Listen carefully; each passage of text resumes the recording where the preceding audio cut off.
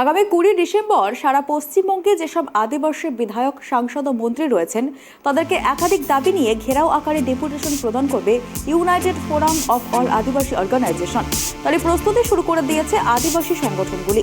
গাড়িতে গাড়িতে বিভিন্ন ব্লকে চলছে প্রচার। সেই মতো পুরুলিয়া জেলার বান্দোয়ানের বিভিন্ন অঞ্চলে বিভিন্ন গ্রামে গিয়ে প্রচার করে আদিবাসী সম্প্রদায়ের মানুষজনদের এই ডেপুটেশনে যোগদান করার জন্য আহ্বান জানাচ্ছেন সংগঠনের সদস্যরা।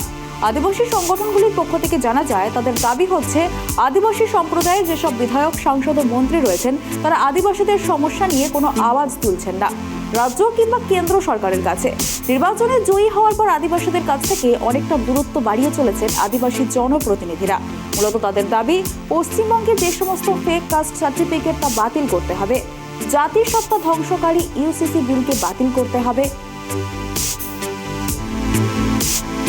আমরা অল আদিবাসী অর্গানাইজেশন সারা পশ্চিমবাংলা জুড়ে সমস্ত আদিবাসী এমএলএ, এমপি, মন্ত্রীদের কাছে আমরা আগামী 20 ডিসেম্বর ডেপুটেশন দিতে যাচ্ছি।